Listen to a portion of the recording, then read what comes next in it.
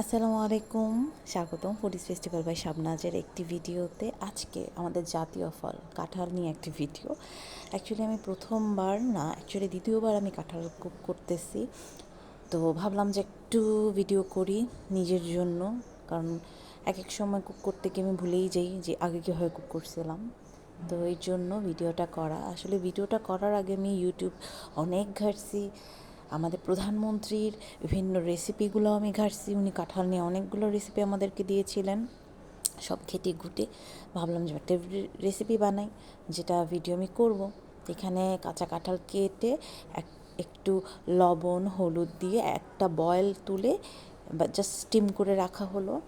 দেন আমি কি করলাম, পেঁয়াজ, নারকেল ফ্রোজেন ছিল যেটা গরম পানি দিয়ে ভিজিয়ে আমি নারকেলের দুধ বা নারকেলটাকে ব্লেন্ড করার জন্য রেডি করেছিলাম, টমেটো কাঁচামরিচ দিয়ে একটা পেস্ট রেডি করলাম। আর ওই সেদ্ধ এঁচড়গুলা কাঁচা কাঁঠালগুলাকে আমি আগে তেল দিয়ে একটু ফ্রাই করে নিলাম, যেটা আমি ইউটিউবে দেখেই করেছি। ইউটিউবে যখন দেখলাম একটা রেসিপি আমার খুব ভালো লাগলো, ওখানে দেখলাম ওরা কাঁচা কাঁঠালটাকে আগে তেলে ফ্রাই করেছে। আমার কি হলো, আমি যখন ফ্রাই করতে গেলাম কাঁচা কাঁঠালটা নিচে লেগে যাচ্ছিল, প্যানের নিচে কাঁঠালের কোষগুলো লেগে যাচ্ছিল, কোনোভাবেই উঠানো যাচ্ছিল না। আমি তো ভাবলাম যে না ভাই, এত ভাজাভাজির দরকার নেই, আমি স্টেন করে ফেলি, কারণ এটা থেকে উঠালে অনেক তেল বের হবে, প্রচুর তেল লাগে কাঁচা কাঁঠাল রান্না করতে। আমি একটা স্টেইনারে কাঁঠালগুলো ঢেলে ফেললাম হালকা একটু ভাজাভাজির পরে। এই যে দেখেন কত তেল বের হয়েছে, এই তেলে আমি রান্না করে ফেলবো পুরোটা রান্না। তা আমি ওই প্যানটার মধ্যেই তেলটা ঢাললাম, কারণ অনেক কাঁঠালের কোষ ওখানে লেগেছিল, যেটা আমি জানি যখন আমি মশলা কষাবো ওগুলো উঠে যাবে, ওটা একটা মশলা হিসেবে ইউজ হবে, তরকারিটাকে আরও মজাদার করবে। এটা আমার রান্নার অভিজ্ঞতা থেকে আমি বলছি যে এটা অ্যাকচুয়ালি পুড়ে যাবে না। আমি এখন তেল মশলা যখন দিব, এই কাঁঠালের ইগুলো যখন লেগেছে, কোষগুলো স্টিক হয়ে আছে, সেগুলো উঠে যাবে।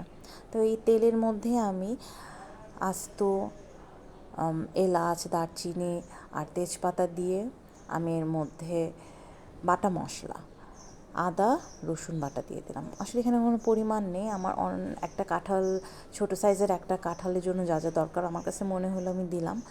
এটার মধ্যে সেই টমেটো পেস্ট, টমেটো, নারকেল বাটা, তারপর কাঁচামরিচ, পেঁয়াজ দিয়ে একটা পেস্ট তৈরি করেছিলাম, সেটা দিলাম। এটা একটু ভুনার পরে এটার মধ্যে হলুদ গেল, ধনিয়া গেল, আর গেল শুকনো মরিচ। হোল রান্নাটা করার পরে আমার যেটা রিয়েলাইজেশন ছিল যে আমি এখানে আরেকটু শুকনো মরিচ অ্যাড করতে পারি, যেহেতু আমরা একটু ঝাল লাভার, আমি আমার পরিবার, তো আমরা একটু অ্যাড করতেই পারতাম, কিন্তু যারা কম ঝাল খায় ওদের জন্য ঠিক আছে। তো মশলা দিয়ে কষাচ্ছি। এই মুহূর্তে তেলটা কম মনে হচ্ছে, কারণ আরও তেল আসবে যখন আমি কাঁঠাল অ্যাড করবো, ওখানেও অনেক তেল আছে। আমি একটু ব্লেন্ডারটা ধুয়ে পানি অ্যাড করে দিলাম। পুরো মশলাটা ভালো মতো কষিয়ে নিব।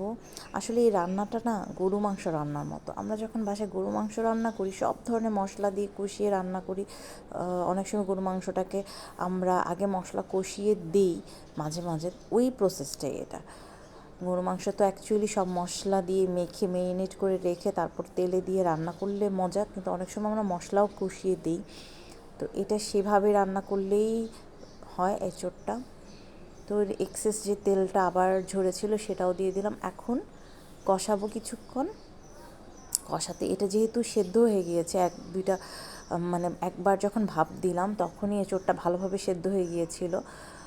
একটু কষিয়ে আমি এর মধ্যে পানি ঢেলে দিলাম, গরম পানি। আসলে ভিডিওটা ফাস্ট ফরওয়ার্ড, কিন্তু আমি কষিয়েছি অনেকক্ষণ। কষানোর পর যখন মনে হলো যে আর কষাতে হবে না, মোটামুটি সব খুলে খুলে যাচ্ছে, তখন বেশি নাড়াচাড়াও করা যাবে না, কারণ এঁচোড়টা একটু গোটা গোটা থাকতে হবে, নাহলে দেখতে ভালো লাগবে না। তো গরম পানি দিয়ে একটু বলক ওঠার পর আমি লবণ অ্যাডজাস্ট করে দিয়ে দিলাম, যেহেতু লবণটা আমি সিদ্ধতে দিয়েছিলাম, এঁচোড় সিদ্ধতে, এর জন্য লবণটা এই পর্যায়ে একটু দেখে দিয়ে দিলাম। অবশ্যই লাগবে, অত তো ছিল না লবণ। এই পর্যায়ে আমি একটু চিনি দিয়ে দিলাম। চিনিটা দিলে আমি মনে করি এর স্বাদ অনেক বেড়ে যায়। এঁচোড় যেহেতু একটা সবজি, নিজস্ব কোনো ফ্লেভার নেই, নিজস্ব কোনো স্বাদ নেই, এটার ভিতর স্বাদ অ্যাড করতে হবে আমাদের। তো লবণ, চিনি এখানে একটু মাস্ট। লবণটা তো অবশ্যই, চিনিটা টেস্টের জন্য মাস্ট। এক পর্যায়ে ঝালের জন্য আমি কিছু কাঁচামরিচ চেরা দিয়ে দিলাম। এটার থেকে ঝাল বের হবে, কারণ এটা এখনও অনেকখানি কুক হওয়া বাকি। ঢেকে অনেকক্ষণ মিডিয়াম আছে কুক করার পর ঢাকনা ওঠানোর পর দেখলাম যে তেল আস্তে আস্তে গায়ে গায়ে তেল উঠে গেছে। এই পর্যায়ে আরও কিছু কাঁচামরিচ অ্যাড করলাম। এটা হচ্ছে হালকা চিড়ে নেওয়া, বোটার মাঝখান দিয়ে চিড়ে নেওয়া কাঁচামরিচ। এর উপর দিয়ে ধনিয়া না, জিরা গুঁড়া দেওয়া হচ্ছে। জিরা গুঁড়া দিয়ে আবার একটু দমে বসিয়ে দিলাম। এটা হচ্ছে কি, যতক্ষণ কষানো হবে ততই এর মজা, যতই কাঁঠালটা কষানো হবে ততই মজা, যেটা আমি রিয়েলাইজ করলাম। এটা কষানোর উপরই এটার মজা। দেন আবার ঢেকে রাখার পালা। এখন যখন এটা ঝোল শুকিয়ে গেছে, তো ভাবলাম যে একটু উঠায় নাড়াচাড়া করাই ভালো, পুরোটা হাঁড়ি ধরে ঘুরিয়ে ঘুরিয়ে, কারণ এখন উলটপালট করলে ভেঙে যাবে। লাস্টে ধনিয়া পাতা দিয়ে বাস সার্ভ করার পালা।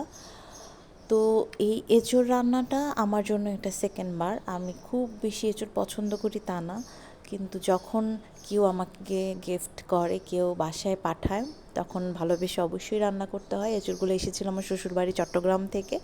আমার ভাসুর হাজব্যান্ড গিয়েছিল, আসার সময় নিয়ে এসেছে। তো ভাবলাম যে ট্রাই করি কেমন রান্না হয়। আমার কাছে কার কাছে কেমন লেগেছে আমি জানি না বাসার, বাট আমার কাছে খুব ভালো লেগেছে, সত্যি ডিলিশিয়াস। হ্যাঁ, সবসময় পাওয়া যায় না, সবসময় খাওয়ার জিনিসও এটা না, কিন্তু যখন পাওয়া যায় সিজনাল, তখন খুব মজা করে আসলে রান্না করে খাওয়া যায়। আজকাল আমি ভাবছি বাসায় যেহেতু আছে কাঁচা কাঁঠালটা, তো কয়েকটা রেসিপি ট্রাই করব।